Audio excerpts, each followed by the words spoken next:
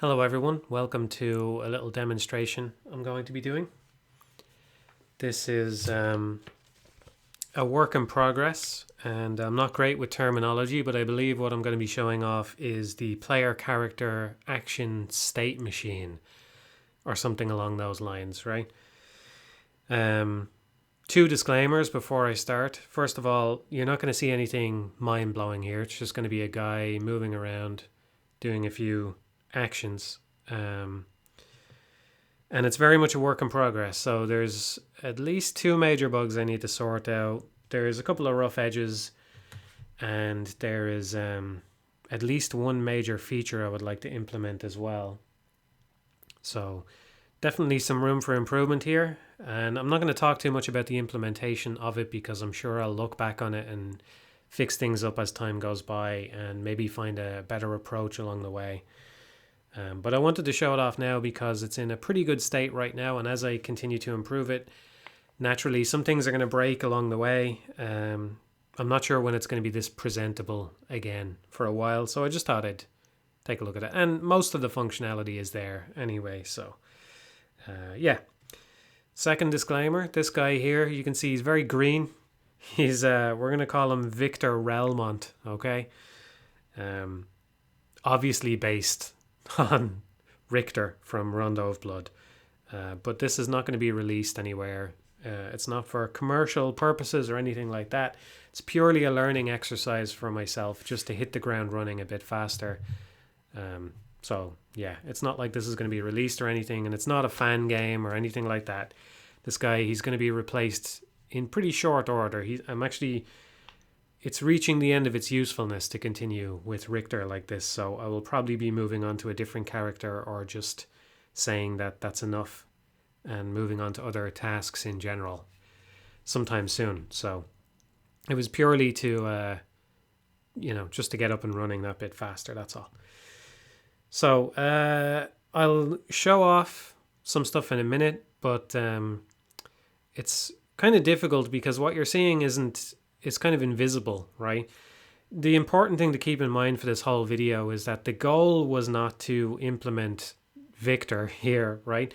The goal was to create a system where the player character could be easily modified, changed, or have new features added on, right?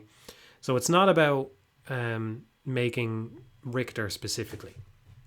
I suppose I'll talk a little bit about what it means. What I mean when I'm talking about the player character state machine, right, is if you think back in the old days when people were making games like Rondo of Blood or Super Metroid or whatever it was, I don't know what the inner workings of those games were, but it's likely that the code for the player character was probably pretty complex and tangled up because they didn't have a whole lot of overhead to work with, So it was probably a case of like carefully mapping out exactly how the different states could move between one to the other and trying to reuse work wherever possible and only touch the values that needed to be touched and only do exactly what needed to be done for that state and You get the idea, right?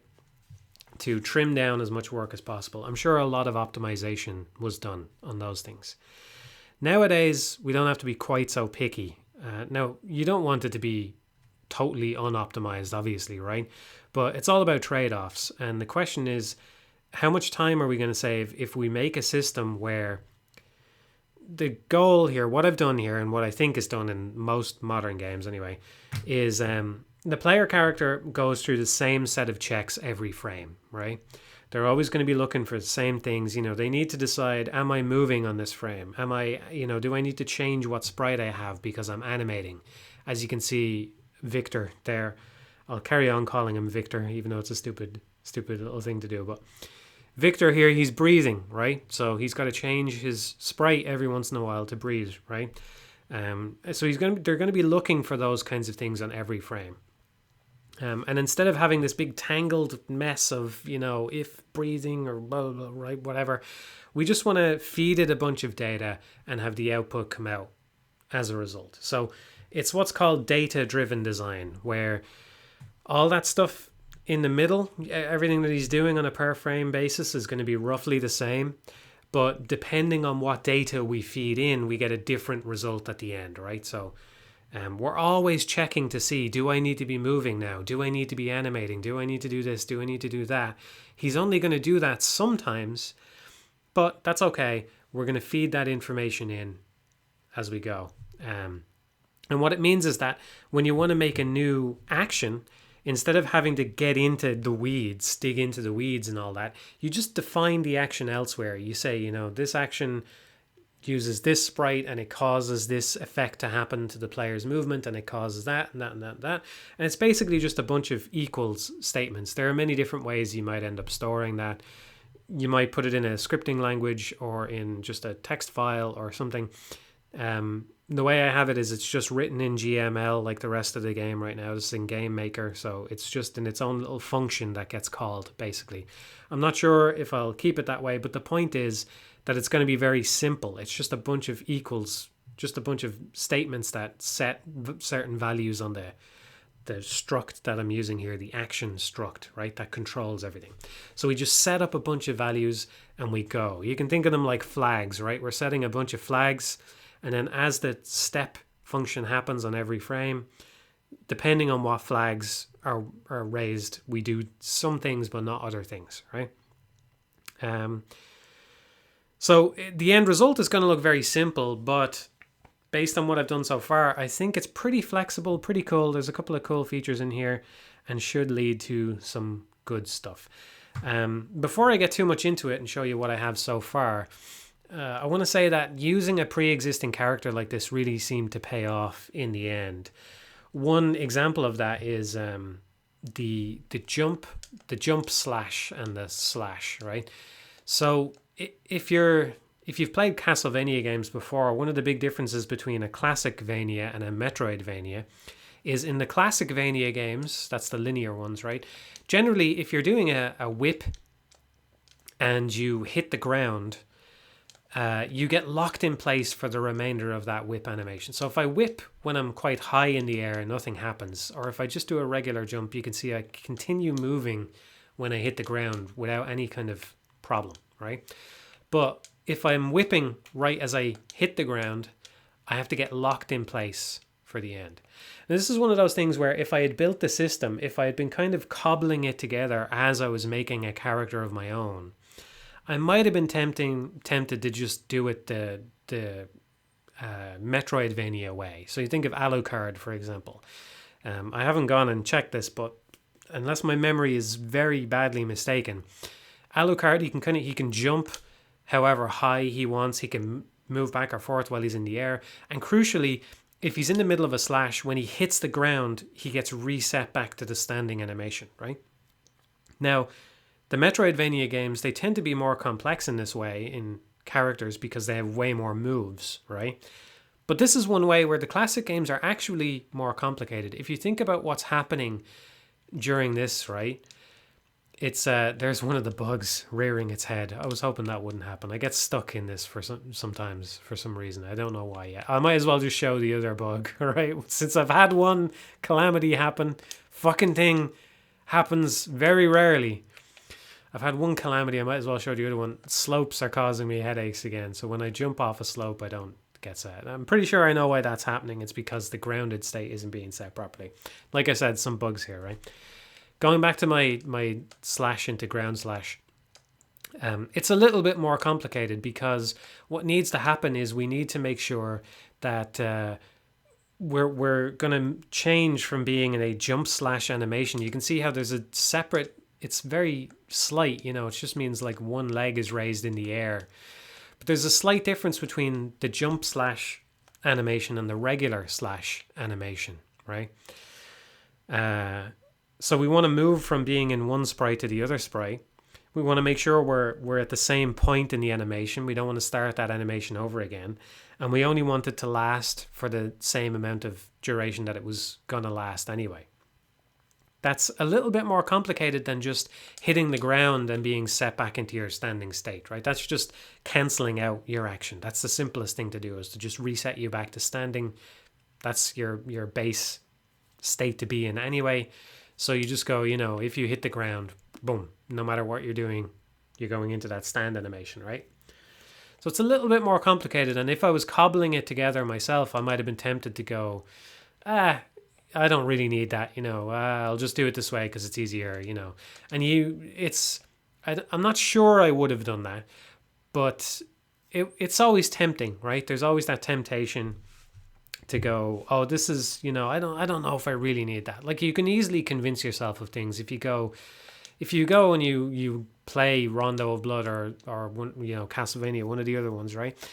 And you go, look, when he hits the ground, it's just a couple of frames. Does it really matter? It's just a couple of frames, You can talk yourself into omitting certain pieces of functionality more easily if you're working on it on your own. Whereas using a character like this, it meant that there was a standard to reach. There was something, he had to do that, right? It's not you can or you can't, he has to. And I think that paid off. So there's a whole system in place to make sure that the player can change from one action to another without resetting, without replaying the animation. They can jump straight into the middle of another animation if needs be. And that's all handled by the state machine as well. So the state machine, what does it actually handle overall? There's a few different things. I'm not sure about how I'm going to name all these things in the end, but I do have temporary names for them. Possibly temporary names, but I think of motion is the first major thing. Motion is how the player character actually physically moves across the stage, right? So if I jump, my XY position or my Y position has to move up, right? And if I fall, my Y position has to come down. If I move left or right, my X position has to go up or down to actually physically move me across the stage. So to differentiate that from animation, we can think of it as motion, right? So motion is probably the major thing that every action impacts. And I wasn't sure if I wanted to handle every motion this way. I was thinking that maybe there should be some exceptions. For example, jumping, because jumping is such a unique thing to do, right? But I ended up turning that into just another state for the state machine to handle. And I'm glad that I did, because I think it works, right? It means that everything that you're seeing here in this little demo is being controlled. The player's state is being set to jump, and then because he's in jump and because the jump state has, certain properties on it, then when it comes to the actual execution, it's being caused by him just simply being in that jump state, right? Those variables having been set that way. Again, a data-driven design for anybody who's familiar with these terms. So that's the main thing that it handles. And it's not really the most complicated thing, actually. Although it is if you start factoring in collisions. I was able to hit the ground running with collisions thanks to having done them before. So they're in a pretty good state. They do need more work to accommodate more stuff here, because the changing state all the time causes your hitbox to change. And the collision thing doesn't really handle that yet. I'm hopeful that'll be a pretty simple change. But if not, it's okay. Collisions are difficult. I've just accepted that fact now. So it handles movement. It affects the player's motion. Probably the most complicated and interesting thing that it does, though, is it causes the player character to animate in certain ways. And by animate, of course, I mean animation for a 2D sprite-based game like this is a little bit different from 3D games, because really what animation is it's swapping sprites out. It's much more like traditional hand-drawn 2D animation, or like a book that a flip book that you flip through one page after the other, and it seems to animate, right? So animation is all about when do we change from one sprite to another. This is probably the coolest part of what I've done. It's very fully featured, I think. I'm sure there's going to be more stuff I'm going to want to add to it, but there's several different ways the character can animate based on what I've implemented so far. The first and simplest one is loop. So, for example, a loop is just the walking animation. Once it hits the end, it starts over. If we have 3 frames of animation, you can think of that as 1, 2, 3, 1, 2, 3, 1, 2, 3, 1, 2, 3. We can have a hold. So an example of that would be the whip. I call that a hold animation, which means that it holds on the last frame for the remainder of its duration. If the animation has played out and there's still some time left to go in the state, then we just hold on that last frame. So it's like 1, 2, 3, 3, 3, 3, 3, 3, 3, right? Hold on the last frame. We have oscillate, which is what's happening there when I'm in the standing state. So that's 1, 2, 3, 2, 1, 2, 3, 2, 1, 2, 3, 2, and so on. So we go back and forth. Then there's also reverse. An example of that would be the crouch. There's actually a frame of animation. It's very difficult to see, but there's a frame of animation in between being standing and being crouched, where Victor is he's halfway between. It kind of smooths that motion out a little bit. I don't know how it is in Rondo of Blood. I didn't actually use it as a reference that much, but I decided it would be nice to have an uncrouched state, which is purely just a cosmetic thing. You can actually, if I'm crouched, now I'm holding right now, I can't move, but as soon as I let go of the crouch button, I start moving. So it only really happens if I am standing still and I stand up. So it doesn't interfere with responsiveness that way, you know. But I thought it would be nice to do that, and it was very simple. Once I implemented a reverse animation type, which just uses the exact same sprites. So this is the same sprite being used. It's not stored separately. It's not a different sort of animation as far as Game Maker is concerned or anything like that. It's using the same sprite and just playing it in reverse.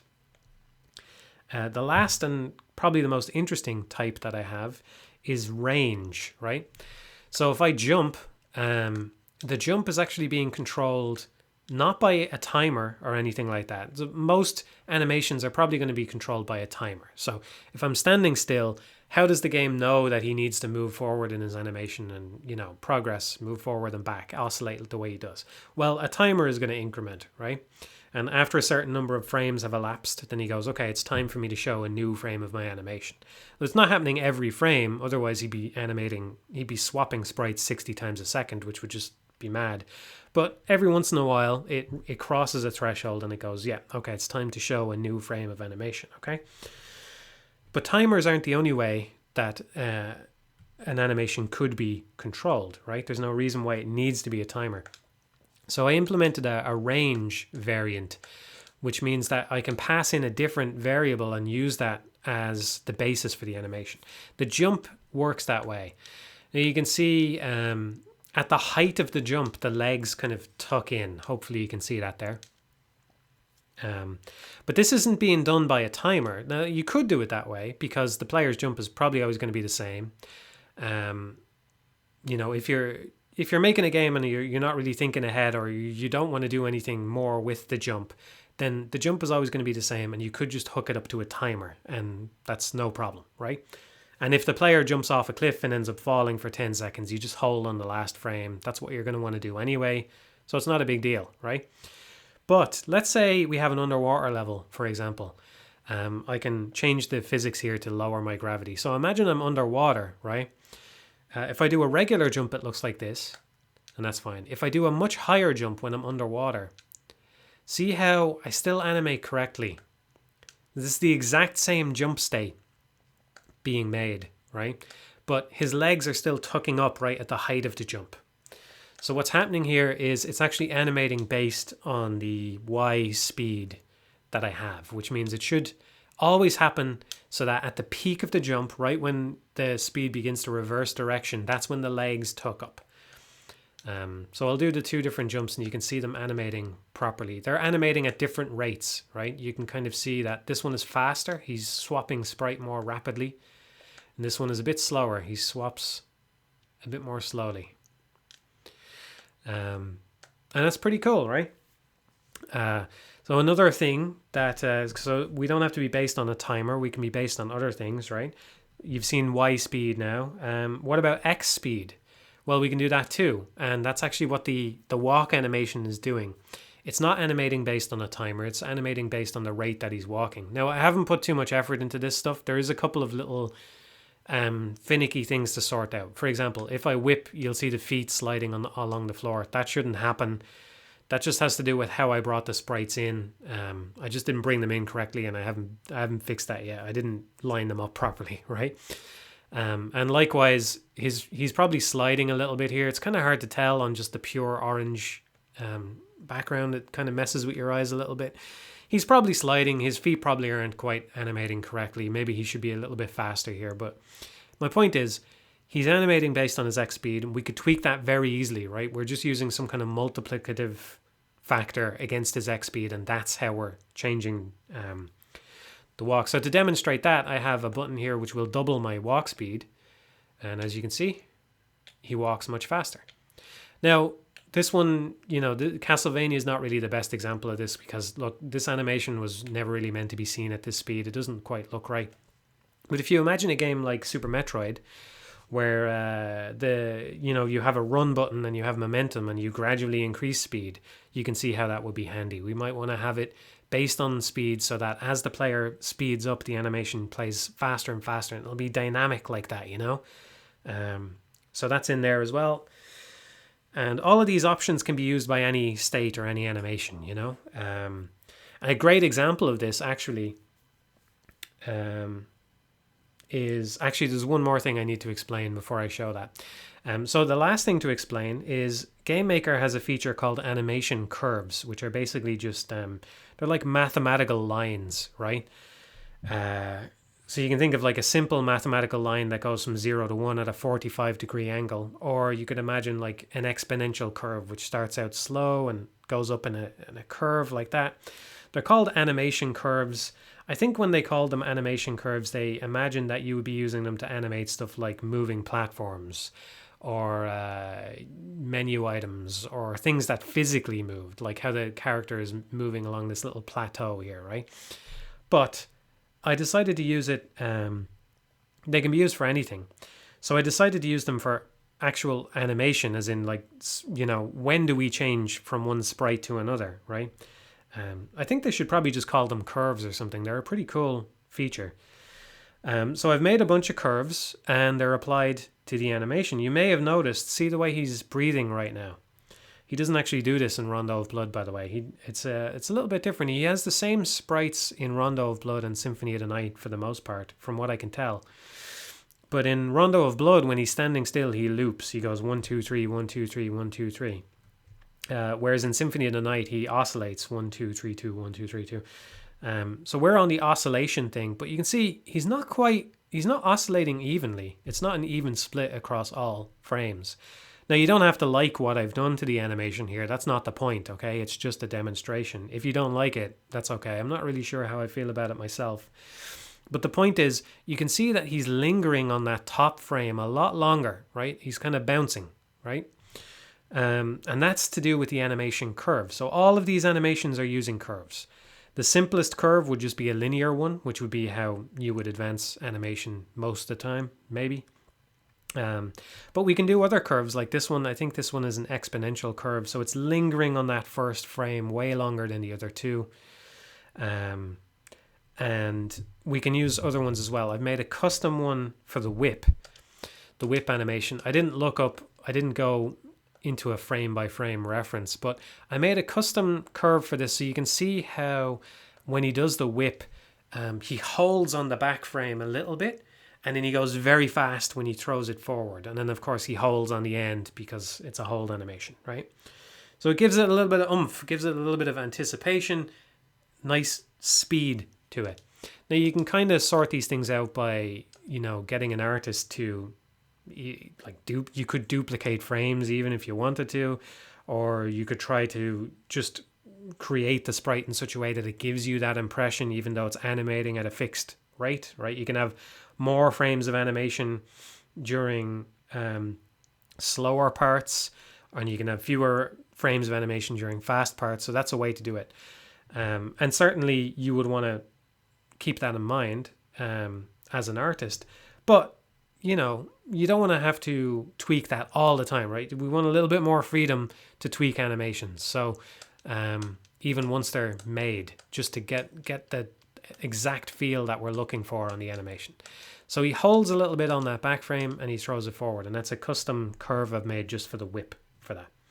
I don't know if anybody has noticed, I also applied a curve to his walk animation. Again, you don't have to like this, okay?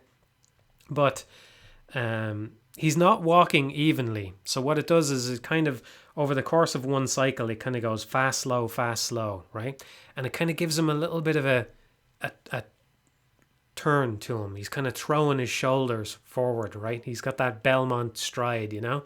So you can see it there. He's kind of, I didn't want to exaggerate it too much. I was tempted to kind of put it up and make it more exaggerated just for the demo, but I want to show that it can actually have value, right? You can actually imagine that you might want to have an animation like this. It's not animating perfectly evenly. It's more like step, step, step, step, you know, fast, slow, fast. Like there's a little bit of a choppiness to it, like you're walking along foot by foot, you know? And as a consequence, his shoulders kind of throw themselves forward. Once you combine all of these things, though, you can do some cool stuff. So I spent most of my time implementing all this stuff, and I got barely any time to play it, play around with it. But then once I had it in a good place, as you see here, I started messing around with the backflip a little bit. So there's a backflip, and one of the cool things that I didn't explain is that actions can have follow-up actions embedded in them based on... Right now there's only 2 triggers. I'm not sure what triggers I might want. Right now there's only 2 triggers. One trigger is when the action ends or when you hit the ground, right? So the backflip goes into a heavy landing animation once it hits the ground, which means that you can't actually move for a few frames once you backflip. And naturally, if you jump off I'll just speed myself up and I'll go over here. If you jump off a big ledge, naturally you get forced into that as well, right? If you hit the ground with a certain speed, you're forced to crouch for a second. So actions can have follow-up actions like that. You know, they can overrule other actions or whatever. It's got a pretty clean sort of priority system to it. But yeah, the backflip, one of the cool things I was able to do this very quickly, and I like it. Again, you don't have to like it, but I'm thankful to have the option here. This is going to be a little bit hard to see, right? But if I do a backflip as quickly as possible, you'll see there's a frame at the start where Victor is kind of leaning backwards. He's still upright, but he's leaning backwards, right? However, if I backflip right at the top, so how do I explain this? The backflip, it's not using timer as a basis. It's using Y speed, much like the jump, right? And it's on a range based on the Y speed, and it also has a custom curve applied to it, okay? So all of these options, when you combine them, this is like the most complicated animation really that I have so far.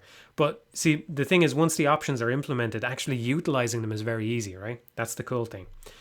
So I'm utilizing 3 kind of complicated options here, but once they're used, it means that, yes, he goes into that first frame most of the time, right? If you do the backflip straight away, once you jump, he'll go straight into that first leaning back frame. But if I do it at the top of my jump, it's hard to see, but he actually skips that frame altogether. Or if he doesn't skip it, it lasts a much shorter length of time. So I think it looks a little bit better. Like it kind of looks like more what you'd expect, you know, if you're jumping, if you're doing the backflip at that kind of height, it's too late to show that leaning back frame. It doesn't, you know, it's not, I don't know. I like it. I don't know how to describe it, but whatever. I like it. And I think it's pretty cool that it's the exact same action. It's just animating a little bit differently depending on when I press that backflip button, when I double press jump. I'm trying to think what else there is to it. But yeah, you can see, you know, I'm animating based on my speed. I've got like a curve applied to the movement. I've got a bunch of different actions I can do, like slashing, jump slashing, ground slashing, crouch slashing. It's pretty fully featured at this point. The last thing I'll mention as well is that I implemented a spawner system. I need a more specific name than spawner, but because Game Maker is object orientated, I have been largely trying to do things outside of that framework, but you don't want to go all the way outside of it because it is what Game Maker is expecting. And, well, it kind of makes sense to some degree, at least anyway. It's easy enough to work with, right? To use objects here and there. So rather than try to be clever about how I handle this and try to force the issue with Game Maker, I do spawn other objects to handle stuff like hitboxes for the slash. I have some very, very simple enemies. They're not in the map right now, but it works. Like, this is the kind of stuff that can be handled by Game Maker very easily. Have these two objects collided, and if so, kill the enemy or whatever, right? So it spawns an object there, and the spawner is it's pretty cool because, like everything else, it's nice and systematized. It's pretty tidy, and what it does is it waits for a certain frame of animation to trigger, and then it causes the thing to appear. So that's why the whip appears there. Because it's waiting until, I think on the whip animation, it's the fourth frame of animation, and then it appears. So it just means that, the reason I did it that way is it means that we can mess around with the animation curves or the basis or whatever, and still get the whip out at the right moment, right? We don't have to go fiddling with like the exact timing that the whip needs to appear.